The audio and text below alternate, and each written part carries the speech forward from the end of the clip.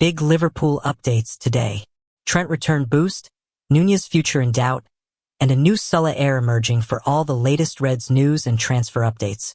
Hit subscribe now to Anfield Wire and never miss a thing. Trent Alexander-Arnold closer to Liverpool return after Champions League tie. Suspended Trent Alexander-Arnold could be in line for a return to Liverpool later this season after a controversial night in the Champions League, which saw Real Madrid's game against Benfica halted. Trent Alexander-Arnold moved a step closer to a potential return to Liverpool later this season after a controversial night in the Champions League. The Reds are already through to the last 16 in Europe after finishing in the top 8 of the league phase, meaning Arne Slot's side can sit back and watch this month's playoffs unfold before resuming their quest for a 7th European crown next in March. The first round of playoff games got underway on Tuesday, with Liverpool moving a step closer to knowing its last 16 opponent after Galatasaray beat Juventus 5-2 in the first leg of their encounter. And the picture moving further into the competition has become a little clearer. Real Madrid faced a replay of its thrilling final league phase game against Benfica, with the Spanish giants getting the better of their Portuguese opponents on this occasion, although the contest was completed under a cloud. Vinícius Júnior scored the only goal of the game in Lisbon, ensuring Real will take a 1-0 lead back to the Bernabeu for next week's second leg. The game had to be halted for around 10 minutes after the goal, though, after Vinícius seemingly alleged he had been targeted by racist abuse. The Brazilian reported a comment made to him, which led referee François Letexier to initiate UEFA's anti-racism protocol. Chaos ensued as a member of one of the team's backroom staff was sent off, while José Mourinho attempted to speak to a clearly furious Vinícius. Benfica winger Gianluca Prestigiani had been spotted on camera covering his mouth with his shirt as he spoke with Vinícius before the report was made to the referee. The game did eventually resume, with Real holding on to its lead as Mourinho was later sent off. The result means Álvaro Arbeloa's side is now a step closer to securing a place in the last 16, and another potential return to Liverpool for Alexander-Arnold later on in the competition. The two sides have already met this season, with the Reds recording a 1-0 win at Anfield during the league phase, and they could face each other again in the semi-finals should they both make it that far. Liverpool will find out which side of the draw it will be placed in on February 27th, when it will be paired with one of Galatasaray or Juventus, or one of Club Brugge or Atletico Madrid. The former option would put it on a path for a potential meeting with Real and Alexander-Arnold. Elsewhere in the competition, Paris Saint-Germain came from 2-0 down to beat fellow French side Monaco 3-2, with the defending European champions set to have home advantage in the second leg next week. PSG could be a potential quarter-final opponent for Liverpool in a possible replay of last season's last 16 encounter. Borussia Dortmund also won, beating Atlanta 2-0 in the first leg of their tie in Germany, with those two sides potential semi-final opponents for the Reds. Darwin Núñez frozen out as he counts cost of Liverpool blocking transfer. Darwin Núñez finds himself out of the picture already at Al Hilal, just a matter of months after making the move to Saudi Arabia from Liverpool. With his future in serious doubt, Darwin Núñez's time in Saudi Arabia has already gone sour, with the former Liverpool striker finding himself frozen out at Al Hilal just 6 months after making the move to Saudi Arabia. The Uruguay international left Anfield last summer after 3 years, having been unable to truly live up to the hefty price Liverpool paid to sign him from Benfica in 2022. Although a move to the Middle East was seen as an opportunity for Núñez to kickstart his career, it hasn't worked out that way. The 26-year-old has scored just 9 goals in 24 appearances, and now he finds himself completely out of the picture as Al Hilal battles for the Saudi Pro League title. Having signed Karim Benzema in January, much to Cristiano Ronaldo's disgruntlement, the 19-time champions have chosen to omit Núñez from their squad for the remainder of the season. Saudi clubs can only name 8 foreign players born before 2003 in their 25-man squads, and Benzema has now effectively taken Núñez's place after switching from Al Ittihad. The former Liverpool star will now have to make do with appearances in the Asian Champions League. The decision was difficult, but that's the job of a coach. He makes many decisions every day, even in every training session, Al Hilal boss Simone Inzaghi said last week. Núñez and Pablo Mari are good players. I want them in all competitions, but we know the restrictions on registering foreign players. Time was of the essence, and I made the difficult decision. I calmly informed the excluded players of my decision. Nunez may well be wondering now whether his luck would have been different had Liverpool not blocked him from making an earlier exit from Merseyside. The striker had been the subject of interest from another Saudi side during last year's January transfer window, with Al Nassr having pushed hard for his services. That would have given Nunez the chance to play alongside Ronaldo and former Liverpool star Sadio Mane. But, as The Athletic points out, the Reds blocked the move, not wishing to disrupt Arne Slot's squad as it looked to complete its title push. Nunez was subsequently allowed to leave Anfield in the summer, and was strongly linked with Napoli before Al Hilal came calling. Although it was seen as an opportunity for him to rebuild his confidence after a frustrating final year with Liverpool, it hasn't gone to plan. Whether things could have been different had he joined Al Nassr instead is up for debate, although he might well have been able to prevent Ronaldo from going on strike recently, with the 5-time Ballon d'Or winner not happy at his side's lack of transfer activity.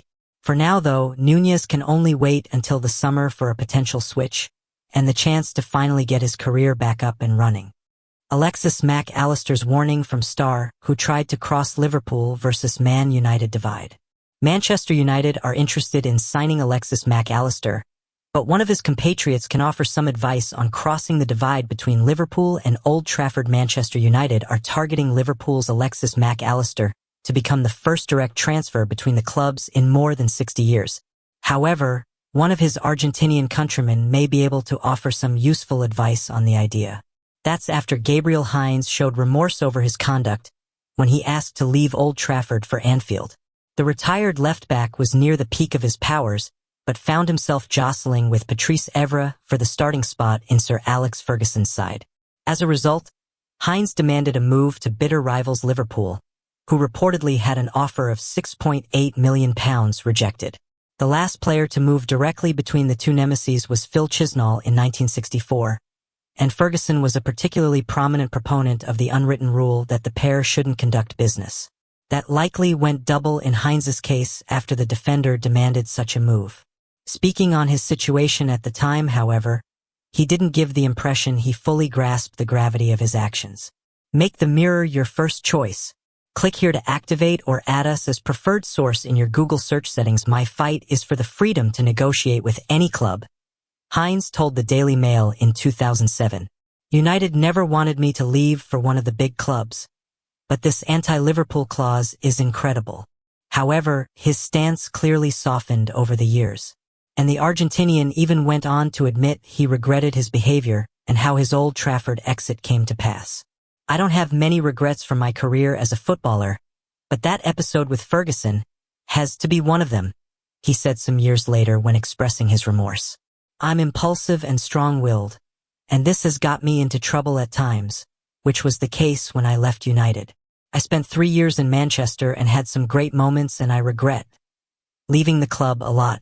There are a lot of things I regret from the last months, but I am a strong personality. Sir Alex is a strong personality. I took the decision and, looking back, I regret it because it meant leaving a great club and their supporters. I was aware of the rivalry with Liverpool. I knew the risk of going from Manchester to Liverpool and what it means. I hope it doesn't tarnish the way the supporters, see me, and they will remember the 3 years I had in the team. In the end, Heinze joined Real Madrid for £8 million in the summer of 2007, spending 2 years in Spain before he moved to Marseille. The South American has moved into management himself and is currently a first-team coach under Mikel Arteta at Arsenal. If World Cup winner Mac Allister can glean any knowledge from Heinze's experience, it may be to not chase a move across the Manchester divide. However, that appears unlikely even amid Liverpool's dip in form this season. United may soon find themselves in the market for a marquee midfield signing if Bruno Fernandes leaves Old Trafford later this year. Mac Allister, who has thrived in a central role or in a more advanced number 10 position, could be the perfect fit from a tactical standpoint, though the logistics of sanctioning such a move could still be too great to overcome. Liverpool already have their perfect Salah Heir lined up, and it's NOT Yan Diomande. Liverpool still have a lot of improvements that they could make to their team, even though they spent over £400 million on new players in the summer transfer window. Their attack was the main area that Arne Slot and Richard Hughes focused their recruitment on, but due to injuries and poor form, they've not really improved. This is why it's hardly a surprise to see the Anfield outfit being linked with several new signings almost every day.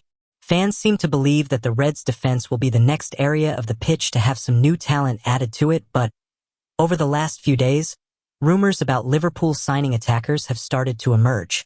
And now, it feels like Hughes may have stumbled across the perfect heir to Mohamed Salah. Nico Williams is on Liverpool's shortlist of potential Mohamed Salah replacements.